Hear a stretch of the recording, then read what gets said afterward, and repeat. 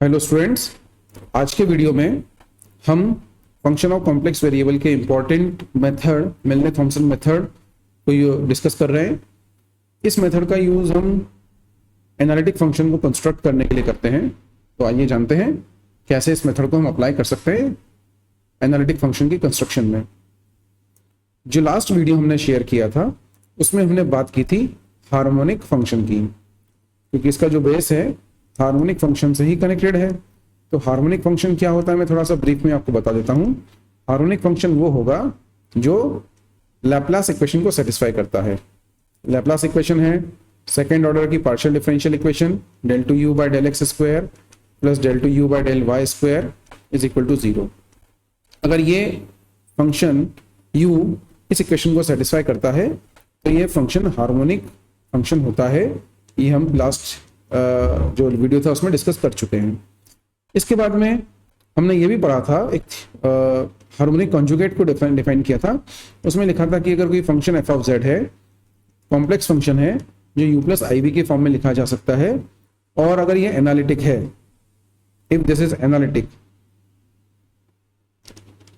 Right, उस case में u and v are harmonic conjugate of each other. ये हमने पिछले वीडियो में डिस्कस किया था। पिछले वीडियो में हमने ये भी बात की थी कि अगर u गिवन है तो v कैसे फाइंड करना है, हाउ टू फाइंड v, जिसमें हमने dv is equal to total differentiation की कंडीशन के थ्रू फाइंड किया था v को। ठीक है, अगर v गिवन है तो उस v की हेल्प से आपने u को भी डिराइव किया था, और दोनों ही केस में हम एक function f of z is equal to u plus i v form करते हैं।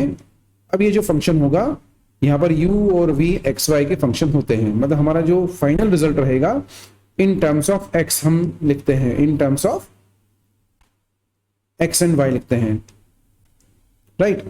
अब क्वेश्चन ये आता है, आपसे पूछा गया कि find analytic function in terms of z।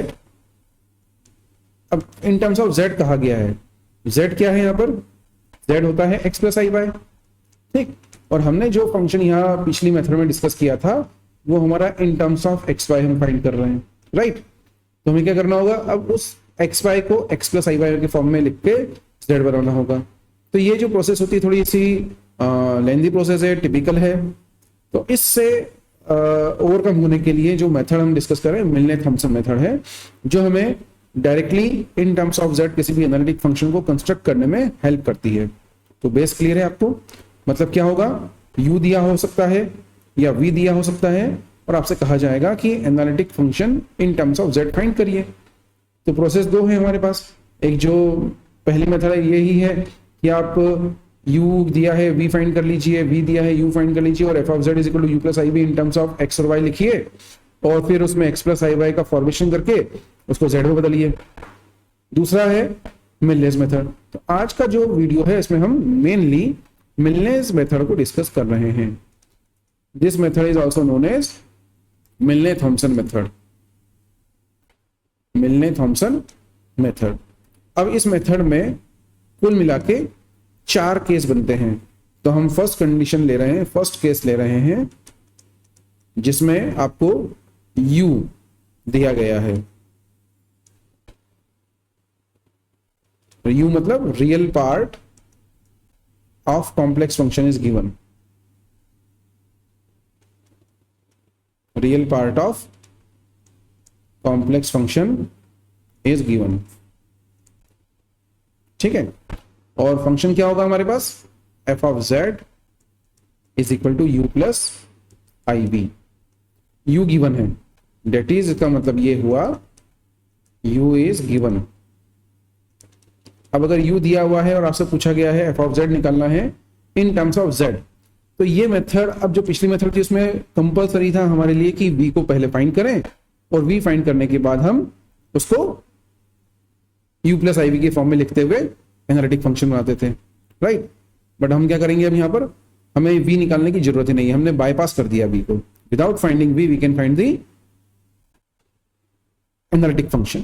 तो इस मेथड के अकॉर्डिंग क्या करना होगा, हम लेते हैं स्टेप नंबर 1। इसमें हम फाइंड करेंगे del u by del x, ठीक। एंड इसको हम मान लेंगे this is equal to phi one of x comma y, इसको मान लेंगे ये सब, ठीक है। स्टेप नंबर 2 लिखेंगे। स्टेप नंबर 2 में क्या लिखेंगे हम फाइंड करेंगे del u by del y, और हम मान लेंगे ये जो है फाई 2 है। Phi 2 is some function of x and y, इसको भी हमने नाम दे दिया फाई 2। फाई 1 एंड फाई 2 हमने मतलब एज्यूम कर लिया कि ये del u by del x की जो वैल्यू आएगी वो फाई 1 है, और जो del u by del y की वैल्यू आएगी वो फाई 2 है। अब step number 3,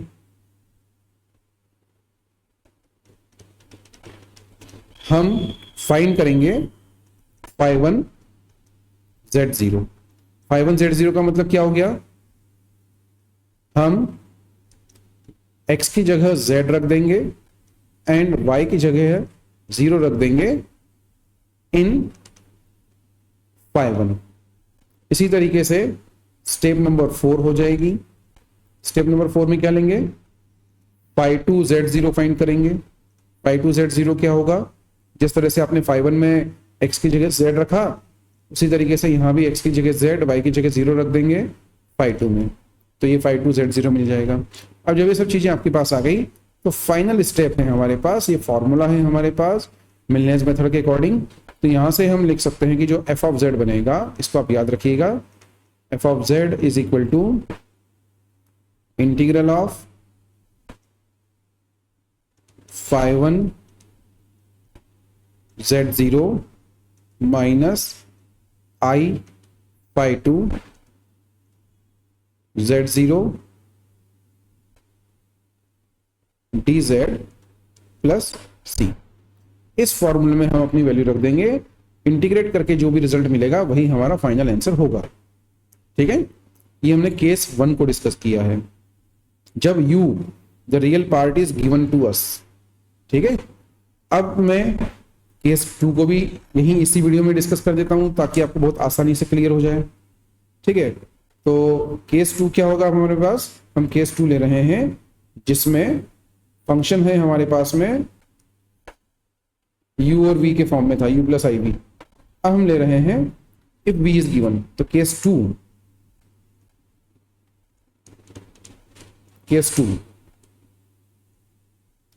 imaginary part is given, तो हम यहां ले लेते हैं इफ v इज गिवन। आपको ये याद रहेगा, साथ में इसलिए लिख रहा हूं कि कंपैरिजन आप बहुत आसानी से कर पाएंगे। इसमें स्टेप नंबर 1 क्या हो जाएगी, इसमें स्टेप नंबर 1 रहेगी, हम फाइंड कर लेंगे del v by del y, ठीक है। Del v by del y find कर लेंगे, इसको हम मान लेंगे phi 1 of x comma y। इसी तरीके से स्टेप नंबर 2 होगी हमारे पास। स्टेप नंबर 2 क्या हो जाएगी, हम लिखेंगे यहां पर del v by del x, इसको हम मान लेंगे फाई 2 xy। स्टेप नंबर 3, फाई 1 की वैल्यू z0 पर फाइंड कर लेंगे। इसका मतलब ये हुआ कि x बराबर z एंड y के प्लेस पे 0 पुट किया। स्टेप नंबर 4, फाई 2 z0 की वैल्यू हम लेंगे। फाई 2 z0 का मतलब ये हुआ कि हम इसमें फाई 2 में सेकंड फंक्शन जो आया था x की जगह z, y की जगह 0 रख देंगे। इसके बाद में आते हैं हम, लास्ट स्टेप है v, और v के लिए जो फॉर्मूला बनेगा, फिफ्थ स्टेप जो है f ऑफ z के लिए, ये बनेगा f of z is equal to integral of phi 1 z0 plus i phi2 z0 dz plus C. अब यहां पर कंपेयर कर सकते हैं। u अगर दिया है तो हमने क्या लिया है, हमने derivative with respect to x जो फाइंड किया था उसको फर्स्ट फंक्शन माना है, और जब v दिया है तो हमने derivative with respect to y जो लिया है उसको फर्स्ट फंक्शन माना है। ठीक है, उसके बाद में सिमिलरली y को phi2, यहाँ पर x को phi2 ले लिया, दोनों ही डेरिवेटिव्स में x की जगह z, y की जगह 0 रखा, फॉर्मूले में वैल्यूज पुट कर दी। पहला फॉर्मूला है phi1 z0 minus i phi2 z0, और जो सेकंड फॉर्मूला है वो है phi1 z0 plus i phi2 z0 plus constant of integration c आपने लगा दिया, राइट। अब हम इन्हीं दोनों केस के जो क्वेश्चन है उस पर एक मतलब इसी मेथड को समझने के लिए हम एक क्वेश्चन लेते हैं, राइट। तो क्वेश्चन लिखते हैं नेक्स्ट स्लाइड में। अब हम आपसे पूछा गया है कि show that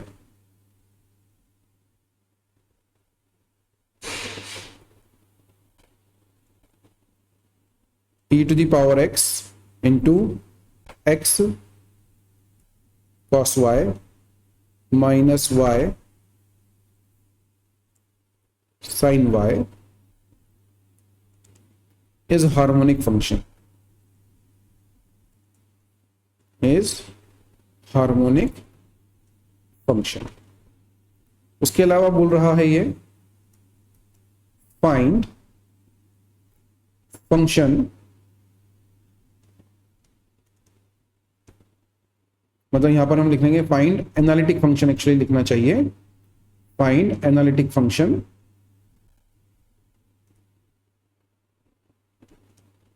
find analytic function f of z for which e to the power x x cos y minus y sin y is imaginary part।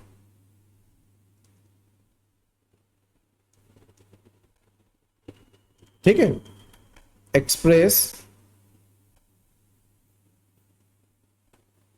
f of z in terms of z,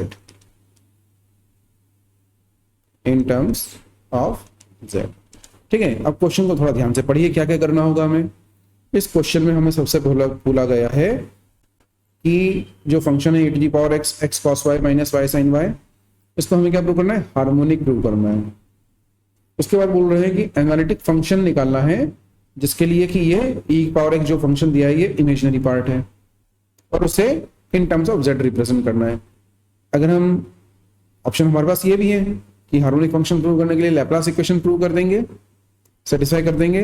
उसके बाद में जो last video share किया था उसके according आप यहाँ से v दिया गया है, u की वैल्यू निकाल लेंगे, और उसके बाद में u प्लस आई वी के फॉर्म में लिख देंगे, और कोशिश करेंगे x प्लस आई वाई की टर्म्स बने और उसको z में बदल लेंगे। लेकिन अब आज का जो वीडियो है मिलनेस मेथड का है, so here I am going to apply the Milnes method, right? So before that, first of all, I need to apply I need to verify that the function is harmonic। तो हम लेते हैं let v आपको दिया गया है, यहाँ पर v की वैल्यू है e to the power x into x cos y minus y sin y। Harmonic बताना है सबसे पहले, तो आप यहाँ पर del v by del x ले लीजिए। Del v by del x product function apply हो जाएगा, एक्स के लिए डिफरेंशिएट करना है, फर्स्ट फंक्शन सेकंड फंक्शन ले लीजिए, तो e to the power x first function, differential of second में पूरे ब्रैकेट को डिफरेंशिएट करना है x के लिए, तो पूरे ब्रैकेट को जब डिफरेंशिएट करेंगे x के लिए तो x cos y first term है। ठीक है, तो x cos y का क्या हो जाएगा, यहाँ पर x के लिए डिफरेंशिएट कर रहे हैं तो x का डेरिवेटिव 1 हो गया, यहां से आ जाएगा cos y ओनली, मल्टीप्लीकेशन में है, और y sin y में कोई x नहीं आ रहा तो इट विल बी 0, तो ये हो जाएगा।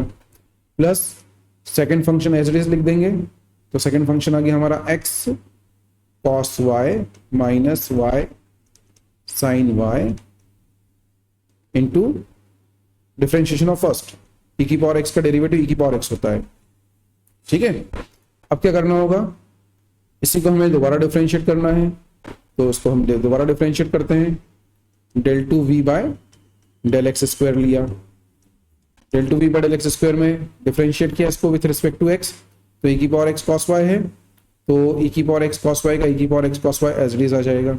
यहाँ पर हमने लिख दिया e to the power x cos y plus यहाँ पर फिर से प्रोडक्ट रूल लग जाएगा, तो जो डेरिवेटिव आपने ऊपर लिखा है सेम वही का वही फंक्शन मिल रहा है मुझे, तो ये टर्म दोबारा रिपीट हो जाएगी।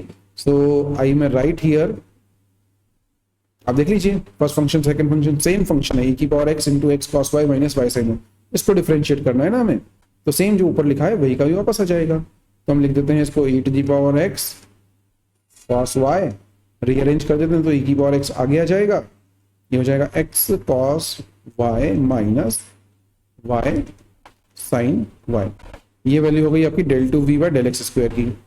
e की पावर x थोड़ा सिंप्लीफाई करके लिख देते हैं, e की पावर x सारी टर्म से बाहर आ गया, ये बचेगा 2 cos y क्योंकि दोनों लाइक टर्म्स हैं, plus x cos y minus y sin y।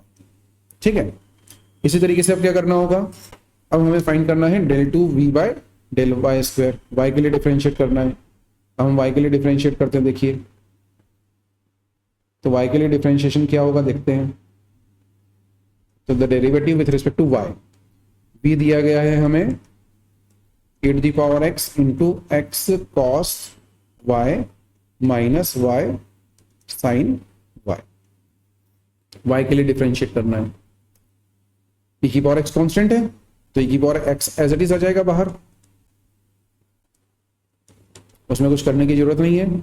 अंदर जो ब्रैकेट में टर्म्स हैं उनको डिफरेंशिएट करा y के लिए, तो x का कांस्टेंट है, x एज इट इज आ जाएगा, cos को डिफरेंशिएट किया तो साइन का डेरिवेटिव cos होता है, cos का माइनस साइन होता है, तो ये आ जाएगा माइनस का x sine y, this is the derivative with respect to y, right.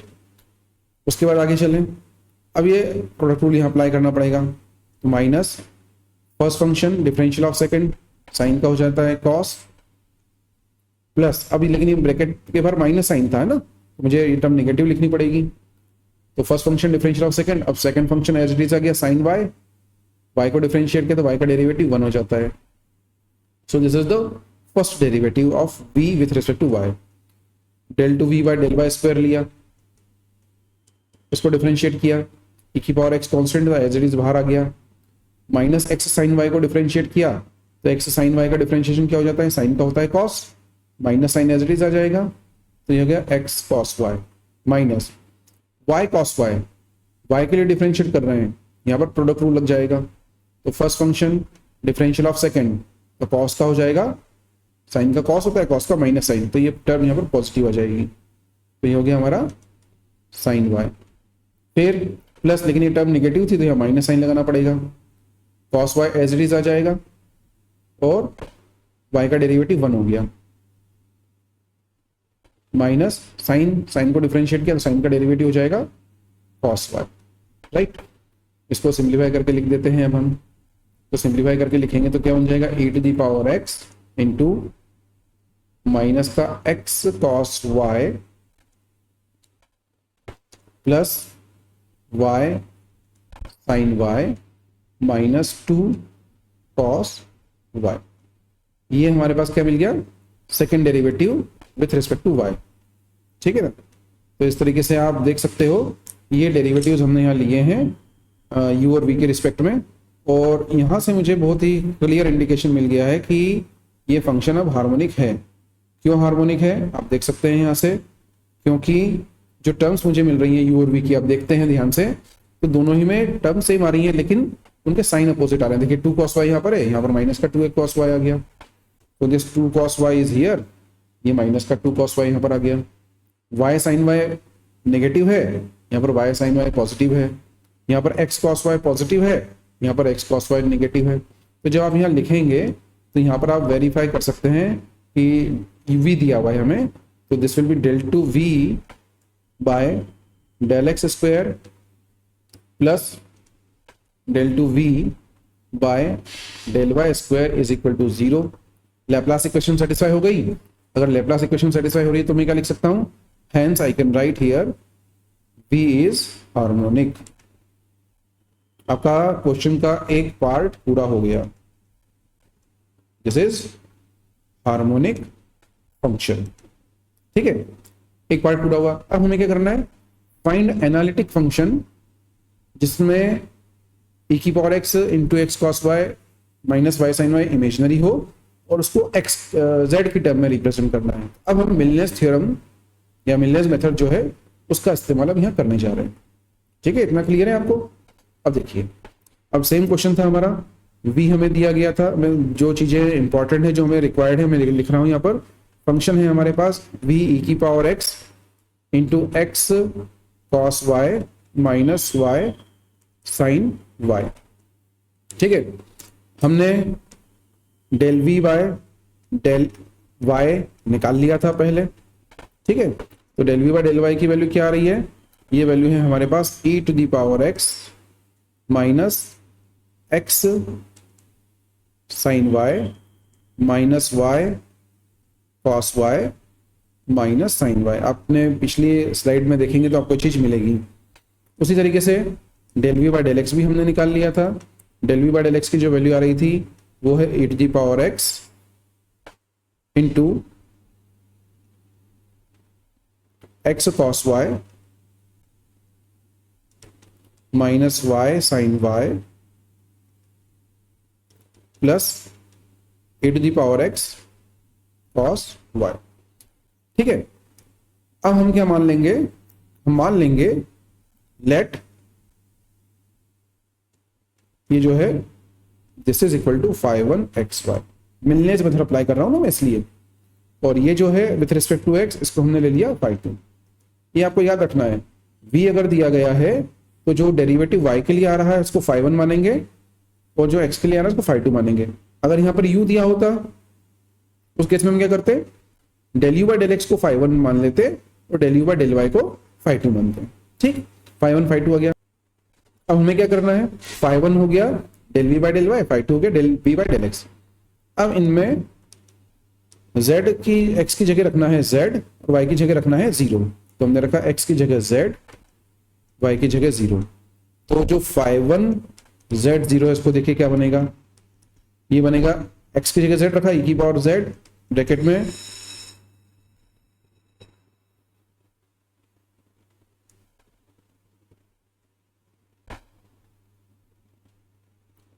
Sign Y 0 होता है। तो साइन वाई 0 हो गया तो ये माइनस का मतलब 0 ही बन जाएगा। यहाँ पर y sine y cos y, यहाँ पर वाई की वैल्यू 0 तो ये भी 0 आ जाएगा, साइन वाई ये भी 0 हो जाएगा। तो कुल मिलाकर 5(1) की वैल्यू 0 आ जाएगी। 5(2) देखिए, 5(2) क्या बनेगा, 5(2) ये नीचे फंक्शन लिखा del v by del x, इसमें आपने रखा x की जगह z और y की जगह 0। तो ये बनता है e to the power z bracket में आ गया x cos y, cos 0 की वैल्यू 1 होती है ना, यहां से आ जाएगा z cos 0 1 हो गया, माइनस y sin y 0 हो जाएगा, फिर e की पावर x cos y, तो यहां से आ जाएगा plus e to the power z into cos y is 1, e की पावर z बनेगा। तो मेरे पास जो फंक्शन बन रहा है यहां से, इसको मैं लिख सकता हूं, this can be written as e to the power z into z plus e to the power z। ये 5(1) 5(2) हो गई। नाउ बाय मिलनेज मेथड, तो मिलनेज जो मेथड है कंजुगेट, इसके लिए एनालिटिक फंक्शन के लिए हम लिख रहे हैं मिलनेज मेथड के अकॉर्डिंग जो फॉर्मूला है मैं लिख देता हूं यहां पर, f of z is equal to integral of 5(1) z0 यहां पर आएगा plus i 5(2) z0 dz plus c। ये हमारा मिलनेज मेथड के अकॉर्डिंग हमने लिख दिया फॉर्मूला। अब क्या करना होगा, अब हम इसमें रख देंगे अपनी वैल्यूज। तो जो वैल्यूज हैं क्या बनती हैं देखिए जरा, सो 51z0 है हमारे पास। तो यहाँ पर मैं आगे की तरफ करके दिखा देता हूँ आपको, इसमें वैल्यू रख के। तो जब वैल्यूज पुट की हमने, तो now what I am getting, I will get f of z is equal to integral of 51z0, तो जीरो ही हो गया बच्चों, zero plus i phi two में जो वैल्यू है उसको लिख दिया, e to the power z into z plus e to the power z। इस पूरे को इंटीग्रेट किया z के लिए प्लस c। तो कुल मिला के मेरे पास जो इंटीग्रल है वो इंटीग्रल बन रहा है z dot e to the power z dz plus integral of e to the power z, और इन दोनों में i का मल्टीप्लाई है, इमेजिनरी है ना क्योंकि i लिखा गया है, प्लस c। हम इसको इंटीग्रेट कर लें, इंटीग्रेशन बाय पार्ट लग जाएगा, फर्स्ट फंक्शन सेकंड फंक्शन, तो हम z को मान लेते हैं फर्स्ट फंक्शन। तो मैं सक्सेसिव इंटीग्रेशन बाय पार्ट के अकॉर्डिंग यहाँ इंटीग्रेट कर रहा हूँ, हो जाएगा first z as it is, e to the power z का इंटीग्रल d की पावर z होता है, माइनस z को डिफरेंशिएट किया तो 1 हो जाएगा, और e की पावर z का इंटीग्रल अगेन e की पावर z हो जाएगा, आगे 0 हो जाएगा। तो ये इंटीग्रल हो गया z डॉट e की पावर z का। अब इंटीग्रेशन बाय पार्ट से इसको अप्लाई करेंगे तो ये रिजल्ट मिल रहा है, plus again next term e की पावर z को इंटीग्रेट किया तो e की पावर z आ गया, ब्रैकेट के बाहर है i plus c, this two terms will cancel out, final answer हमारे पास आ जाएगा i z e to the power z plus c। तो जो एनालिटिक फंक्शन रिक्वायर्ड था वो क्या हो गया, f of z is equal to i z e to the power z plus c. This is required analytic function for this imaginary v, जहां पर v आपको दिया गया था x cos y minus y sin y। I hope ये मिलनेस method का जो case हमने डिस्कस किया है आपको क्लियर होगा। इसी तरीके से अगर मान लीजिए u दिया होता, ठीक है, अगर u दिया होता तो भी हम इसी तरह से आगे बढ़ते, del u by del x को उसमें हम φ1 मानते, del u by del y को φ2 मानते, और फॉर्मूला होता φ1 z0 माइनस आई φ2 z0। इस तरीके से हमारा ये क्वेश्चन सॉल्व होता है। आई होप कि ये क्लियर है आप सभी को, ठीक है। अब इसी का हम एक केस और डिस्कस करने वाले हैं, केस 1 और केस 2 हमने डिस्कस किया अभी, जिसमें रियल पार्ट और इमेजिनरी पार्ट आपको रिस्पेक्टिवली दिए गए हैं। अब हम लेते हैं केस 3 एंड केस 4, थोड़ा सा इंपॉर्टेंट है, इसको आप देखिएगा क्योंकि ज्यादातर क्वेश्चन केस 3 और 4 के पूछे जाते हैं। अब केस 3 में क्या बोला जा रहा है, देखिए आपके माइंड में क्या होना चाहिए, ये होना चाहिए कि f of z is equal to u plus i v एक फंक्शन है। अब केस 3 में क्या बोल रहा है ये, केस 3 में ये बता रहा है कि u minus v is given. Case 3 हम क्या ले रहे हैं, we are assuming that u minus v is given. अब u माइनस v क्या हो गया, u माइनस v से हमारा मतलब यह है कि रियल पार्ट u और इमेजिनरी पार्ट v का डिफरेंस दिया गया है आपको, ठीक है। डायरेक्टली हमको क्या दिया है, u और v नहीं दिया है।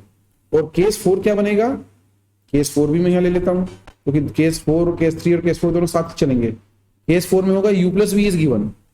अब इसके लिए क्या करना है, थोड़ा सा यहां थोड़ा ध्यान से देखिएगा, हम क्या करने जा रहे हैं। हमें ये पता है कि कोई भी एनालिटिक फंक्शन या कॉम्प्लेक्स फंक्शन जो है वो f of z is equal to u plus i v के फॉर्म में लिखा जाता है।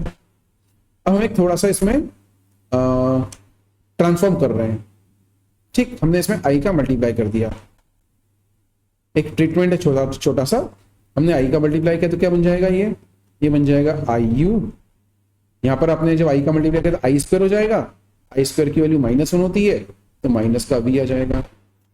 इसके बाद हम क्या करेंगे, इसके बाद हम इन दोनों टर्म्स को ऐड कर, मैं आई का मल्टीप्लाई किया। Now what we are doing here, इन दोनों को आपने किया ऐड। अगर हम इन दोनों को ऐड करते हैं तो ये बन जाएगा, हम 1 plus i, f of z is common here,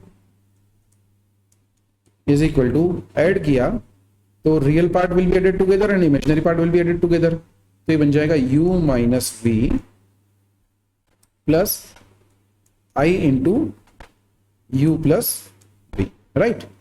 अब इस फंक्शन को आप ध्यान से देखिए, ओरिजिनल फंक्शन था f of z u plus i v, हमने एक छोटा सा ट्रीटमेंट किया, we have multiplied with i in the given function and then added them together, तो एक नया कॉम्प्लेक्स फंक्शन आपको मिला।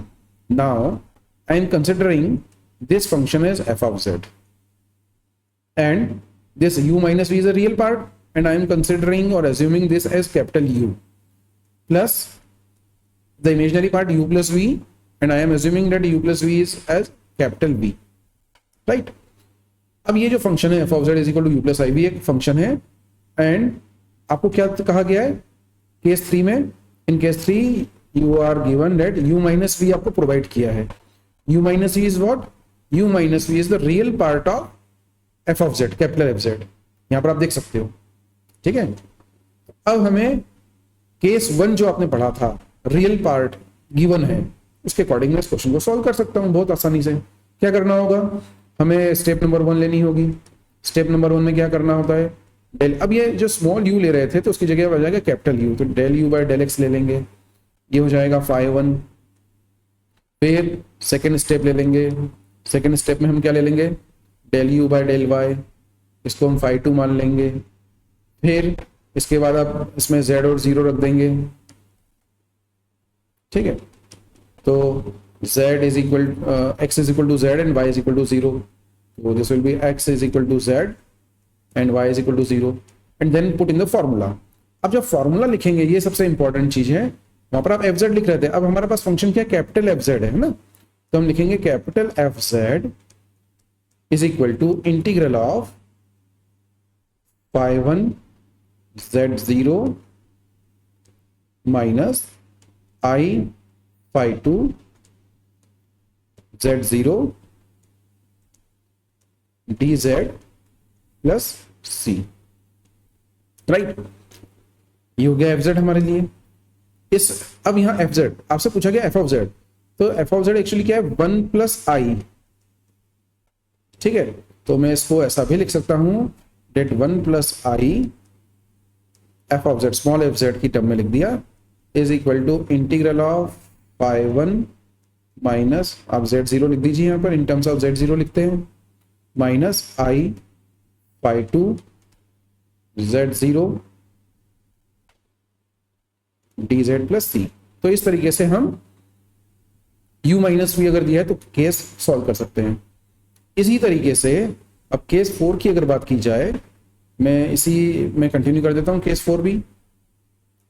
केस 4 क्या होता है, केस 4 हम लेते हैं, ये आपका केस यहां पर खत्म हो गया, राइट। नाउ केस 4 में राइट साइड में डिस्कस करता हूं, तो थोड़ा सा आपके लिए कन्वीनियंट रहेगा। केस 4, केस 4 में क्या दिया होगा, u plus v is given. अब ध्यान से देखिए, ऊपर हमने पहले ही डिस्कस कर लिया है कि u प्लस वी क्या चीज है। u plus v actually real part है इस फंक्शन का, ठीक है, जिसमें आपने आई मल्टीप्लाई करके नया फंक्शन हुआ है। वही प्रोसेस होगी जो हमने केस 2 में डिस्कस किया, तो केस 2 यहां अप्लाई हो जाएगा। यहां पर आप क्या करेंगे, डेल, ये एक्चुअली इमेजिनरी पार्ट है, कैपिटल V है ये, तो del V by del Y, इसको हम मानेंगे phi1। फिर आप फाइंड करेंगे del V by del X, इसको आप मानेंगे phi2, फंक्शन एक्स वाई के रहेंगे ये। उसके बाद हम क्या करेंगे, थर्ड में हम यहाँ पर x की जगह z रखते हैं, y की जगह 0 रखते हैं, फिर लिखेंगे फॉर्मूला। फॉर्मूला क्या हो जाएगा, capital F of z is equal to integral of phi1 z0 plus i phi2 z0 dz plus c। इस तरीके से आप इसको इंटीग्रेट कर लेंगे और लास्ट में फिर क्या करना होगा, 1 प्लस आई एफ जेड, और एफ ऑफ जेड निकालने के लिए कहा जाता है तो 1 प्लस आई से पूरे फंक्शन को हम डिवाइड कर देंगे। तो ये हमारा phi1 प्लस आई phi2 करके इंटीग्रेट करके आपको आंसर मिल जाएगा। ठीक है, तो ये प्रोसेस है आपकी जब u माइनस वी और u प्लस वी दिया जाएगा। ठीक है, अब इसी जो स्पेशल केस है इसको डिस्कस करने के लिए एक क्वेश्चन दे देते हैं। ठीक है, आई होप कि आपको समझ में आ गया होगा मेथड। अब मैं मान लेता हूं क्वेश्चन है हमारे पास, let u minus v is equal to, मैं क्वेश्चन देख रहा हूं, x minus y multiplied by x square plus 4xy plus y square. ठीक, and f of z is equal to u plus iv is an analytic function। आपको क्या दिया हुआ है, u माइनस वी दिया हुआ है, और इसमें u और v क्या है, रियल और इमेजिनरी पार्ट का सब्ट्रैक्शन है f ऑफ z के। ठीक, आपसे बोला गया है कि फाइंड करना है f of z in terms of z। अब बहुत अच्छा क्वेश्चन बन गया ये, u माइनस वी दिया हुआ है आपको। ठीक है, तो हम पहले डिस्कस कर चुके हैं, केस नंबर 3 अप्लाई हो जाएगा। ठीक है, अगर आपको याद नहीं तो थोड़ा सा रिमाइंड कर देता हूं एक बार फिर से। केस 3 हमने क्या लिया था, आपको दिया गया है यहां पर f of z is equal to u plus i b, i का मल्टीप्लाई कर दिया तो क्या बन जाएगा, आई यू माइनस वी, दोनों को ऐड कर दिया तो ये बन गया 1 plus i f of z is equal to, real part add हो गए, u minus v plus i u plus v, ये आ जाएगा। ठीक है ना बेटा। अब इस फंक्शन में हमको रियल पार्ट दिया हुआ है, तो रियल पार्ट मतलब केस नंबर 1 या केस नंबर 3 जो हमने डिस्कस किया उसको अप्लाई कर सकते हैं। मैं जनरली केस 1 के अकॉर्डिंग ही क्वेश्चन को सॉल्व करता हूं। तो क्या करना होगा, जो आपको दिया गया है हम मान लेते हैं that capital U is equal to u minus v, इसकी वैल्यू क्या दी गई है, x minus y into x square plus 4xy plus y square. हमने क्या किया, करना होगा, रियल पार्ट है तो del u by del x निकाल लेंगे पहले, with respect to x differentiate किया। अब जब इसको आप with respect to x differentiate करते हैं तो इसका डेरिवेटिव क्या बनेगा, देखिए यहां पर फिर से प्रोडक्ट रूल लग जाएगा। प्रोडक्ट रूल लगेगा, दो फंक्शन आ गए ना, दोनों ब्रैकेट में एक्स आ रहा है, तो first function as it is आ गया, सेकंड को डिफरेंशिएट किया एक्स के लिए पार्शली, तो ये हो जाएगा 2x प्लस 4xy, तो 4y बचेगा, x का 1 हो जाएगा, वाई स्क्वायर का 0 हो जाएगा। तो first function differential of second plus second function as it is आ गया, x square plus 4xy plus y square, x minus y को डिफरेंशिएट किया विथ रिस्पेक्ट टू एक्स, तो एक्स का डेरिवेटिव 1 हो गया, वाई कांस्टेंट है 0 हो जाएगा। तो कुल मिलाकर यही चीज मुझे मिलेगी। आप इसको थोड़ा सिंप्लीफाई करके लिख लीजिए, आगे हमको आसान रहेगा। एक्स का मल्टीप्लाई किया तो ये हो जाएगा 2x square plus 4xy minus 2xy minus 4y square plus x square plus 4xy plus y square. तो जो कैंसिल हो रहा है उसको काट दें, जो ऐड हो रहा है उसको ऐड कर लीजिए। तो जब पूरा सिंप्लीफाई करके हम लिखते हैं तो फाइनली क्या बन जाएगा, देखिए 2x square plus x square यहां पर आ गया तो 3x स्क्वायर बन गया। ठीक है, एक्स वाई की टर्म में 4xy plus 4xy minus 2xy, तो 4 प्लस 4 8 माइनस 2, तो कितना बन गया, प्लस का 6xy आ जाएगा। फिर आगे देखिए माइनस का 4y स्क्वायर प्लस का y स्क्वायर, तो माइनस का 3y स्क्वायर बन गया। ये आपकी वैल्यू है del u by del x की। ठीक है, मैं यहीं पर इसको मान लेता हूं phi1। ठीक है, phi1 की वैल्यू कितनी आ गई हमारी 3x² plus 6xy minus 3y²। तो मुझे आगे जाके z0 की जरूरत पड़ेगी, तो मैं यहीं पर तुरंत x की जगह z और y की जगह 0 रख देता हूँ। तो जब x की जगह 0 रखा तो बनेगा 3z², y आ रहा है तो 0 हो जाएगा, y आ रहा है तो 0, तो केवल 3z² बचेगा यहाँ पर। ठीक है, अब क्या करना है हमें, now we need to find the derivative with respect to y। तो u दिया हुआ है, हमने लिखा del u by del y। del u by del y देखिए क्या बनता है, यहां पर फिर से प्रोडक्ट रूल लगाना पड़ेगा, x माइनस वाई और ये, तो फर्स्ट फंक्शन हो गया हमारा x माइनस वाई। अब डिफरेंशिएट हम किसके लिए कर रहे हैं, y के लिए कर रहे हैं। x² का डेरिवेटिव 0 हो जाएगा, 4xy का हो जाएगा 4x प्लस y² का हो जाएगा 2y plus second function as it is लिखा, तो x² plus 4xy plus y² as it is आ गया, और x माइनस वाई को डिफरेंशिएट किया y के लिए, तो x का 0 हो गया, y का -1 आ जाएगा। ठीक है ना, अब इसको थोड़ा सिंप्लीफाई कर लेते हैं, तो यहां से आ जाएगा x का मल्टीप्लाई करके लिखा तो 4x² plus 2xy minus 4xy minus 2y²।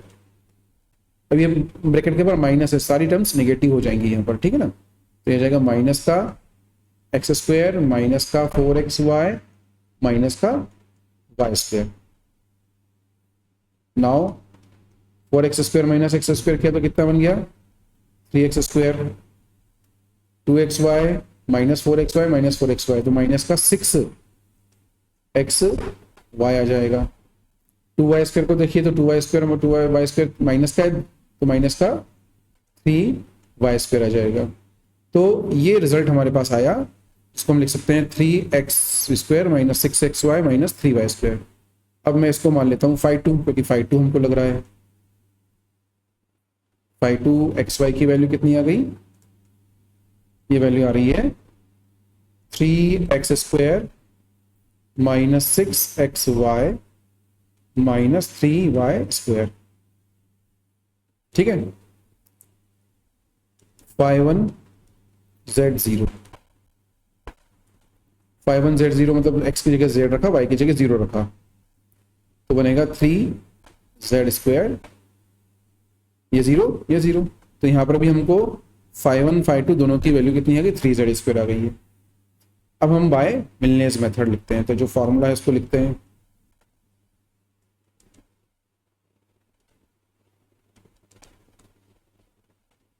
मिलनेस method का जो फॉर्मूला है वो लिख रहा हूं मैं, तो डायरेक्टली मैं 1 प्लस आई के फॉर्म में लिख रहा हूं।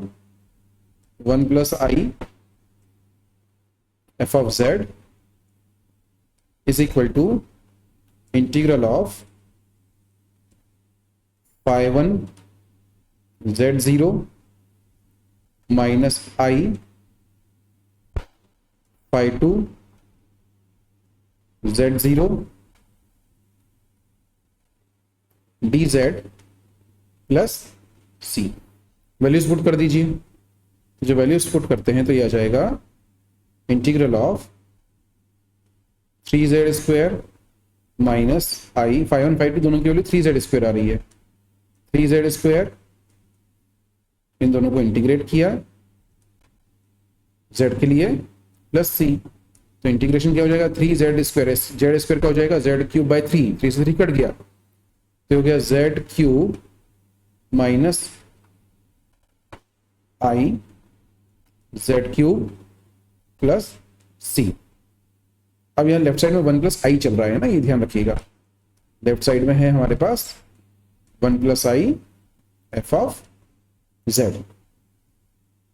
मुझे क्या चाहिए, एफ जेड की वैल्यू चाहिए, तो 1 प्लस आई से डिवाइड कर दीजिए, तो हम लिख सकते हैं यहां से फाइनली, इसको अगर आप लिखते हैं तो ये हो जाएगा, मैं z³ कॉमन ले लेता हूं, तो यहां से बनेगा 1 minus i upon 1 plus i z cube plus c upon 1 plus. आप यहां पे जाके अपना आंसर एंड कर सकते हैं, लेकिन स्टैंडर्ड फॉर्म जो होता है इसमें डिनोमिनेटर में हम प्रेफर करते हैं कि कॉम्प्लेक्स नंबर ना हो। So what we will do here, rationalise कर लेंगे आप दोनों ही टर्म्स में 1 माइनस आई से मल्टीप्लाई डिवाइड कर लेंगे। तो आफ्टर रैशनलाइजेशन मैं यहां लिख देता हूं, रैशनलाइज करेंगे आप, रैशनलाइजेशन आपको आना चाहिए। तो रैशनलाइजेशन के बाद जो फंक्शन मिल रहा है डायरेक्टली मैं लिख रहा हूं यहां पर, ये फंक्शन आएगा माइनस का i z cube plus some constant of integration. ठीक है, तो ये रिजल्ट हमको यहां मिलेगा 1 minus i upon 1 plus i z cube. Rationalise कर लेंगे 1 minus i upon 1 plus i, multiply कर लेंगे 1 माइनस आई से, तो बन गया 1 माइनस आई का स्क्वायर, ए स्क्वायर माइनस बी स्क्वायर से सिंप्लीफाई कर लीजिए। लाइकवाइज यहाँ भी आपको मिल जाएगा 1 माइनस आई अपॉन डिनोमिनेटर में 1 माइनस ए माइनस बी, ए स्क्वायर माइनस बी स्क्वायर बन जाएगा। तो इस तरीके से हमको ये क्वेश्चन को सॉल्व करना होगा। अब ये जो क्वेश्चन हमने लिया केस नंबर 3 से लिया, इसी तरीके से हो सकता है कि आपको यू प्लस वी दिया जाए, तो कोई बात नहीं, यू प्लस वी अगर दिया गया है तो हम ये जो ट्रीटमेंट यहाँ लिख रहे हैं इसी ट्रीटमेंट को आप देख लीजिए, एंड यूजिंग दिस हम इमेजिनरी पार्ट के अकॉर्डिंग, केस नंबर 2 के अकॉर्डिंग आप इसको सॉल्व कर सकते हो, या फिर हमने इसको पर्टिकुलरली रूल नंबर 4 केस 4 में भी डिस्कस किया है। तो इतना ही कॉन्जुगेट फंक्शन में हम रख रहे हैं, सॉरी हार्मोनिक फंक्शन में रख रहे हैं, जिसमें मिलनेस मेथड को हमने यूज किया है एनालिटिक फंक्शन क्रिएट करने के लिए without finding the analytic function in terms of x and y. आज के वीडियो में इतना ही रखते हैं। नेक्स्ट वीडियो में अब हम स्टार्ट करेंगे कॉम्प्लेक्स इंटीग्रेशन। कॉम्प्लेक्स इंटीग्रेशन बहुत ही इंटरेस्टिंग टॉपिक है, उसको बहुत ही जल्दी हम शेयर करेंगे। So till then do your practice. Thank you very much, have a nice day.